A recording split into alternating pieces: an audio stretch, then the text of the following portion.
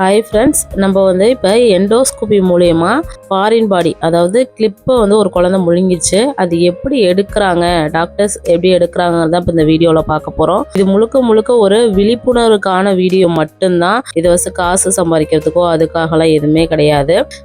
இது ஒரு சின்ன குழந்தை, ஒரு 4 இயர்ஸ் சைல்டு தெரியாமல் கிளிப்பு, அதாவது குஷி கிளிப்புன்னு சொல்லுவாங்கள்ல, சின்ன பிள்ளைலாம் யூஸ் பண்ணுவாங்கள்ல, அந்த கிளிப்பை முழுங்கிட்டாங்க. முழுங்கிட்டு அந்த கிளிப்பை எண்டோஸ்கோபி மூலியமா டாக்டர் இஷ்வந்த் சார் அவங்க எப்படி ரிமூவ் பண்றாங்க அப்படிங்கறதான் பார்க்க போறோம். அது எண்டோஸ்கோபி மூலியமா அழகா ரிமூவ் பண்றாரு. இது எண்டோஸ்கோபி மூலியமா ரிமூவ் பண்றது எவ்வளோ கஷ்டமான விஷயம். அதே அளவுல அந்த குழந்தை மனதளவுல எவ்வளோ கஷ்டப்பட்டிருப்பாங்க, உடம்பளவுல எவ்வளோ கஷ்டப்படும். அதனால பெற்றோர் நம்ம தான் குழந்தைங்கள ரொம்ப ரொம்ப ரொம்ப கேர்ஃபுல்லா வச்சிருக்கணும். சின்ன பொருள்லாம் அவங்கள்ட்ட விளையாட கொடுக்க கூடாது. ரொம்ப நுணுக்கமா குழந்தைங்கள வாட்ச் பண்ணணும். கஷ்டப்பட போறது அந்த குழந்தைங்க தான். எடுக்கும் போது என்ன வழியில துடிச்சிருப்பாங்க, அந்த குழந்தைக்கு தான் வலியும் வேதனையும் அதிகமா இருந்திருக்கும். இன்னைக்கு ஒருவேளை இந்த கிளிப்பை எடுக்க முடியாம போயிருந்தா ஆப்ரேஷன் பண்ற மாதிரி தான் இருந்திருக்கும். அது இன்னும் குழந்தைக்கும் சரி, அவங்களோட அம்மாவுக்கும் பெற்றவங்களுக்கும் ரொம்ப பாதிப்பை ஏற்படுத்தியிருக்கும். அதனால தான் சொல்றேன், திரும்ப திரும்ப குழந்தைங்கள ரொம்ப சேஃபா பாருங்க அப்படின்னு சொல்லிட்டு.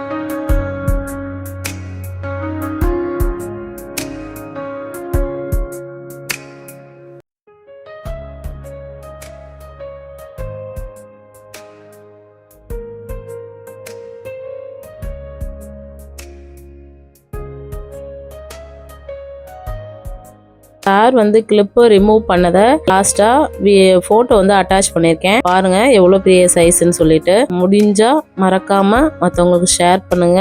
கேர்ஃபுல்லா குழந்தைங்கள வளர்க்க பாருங்க. Be safe. Thank you so much.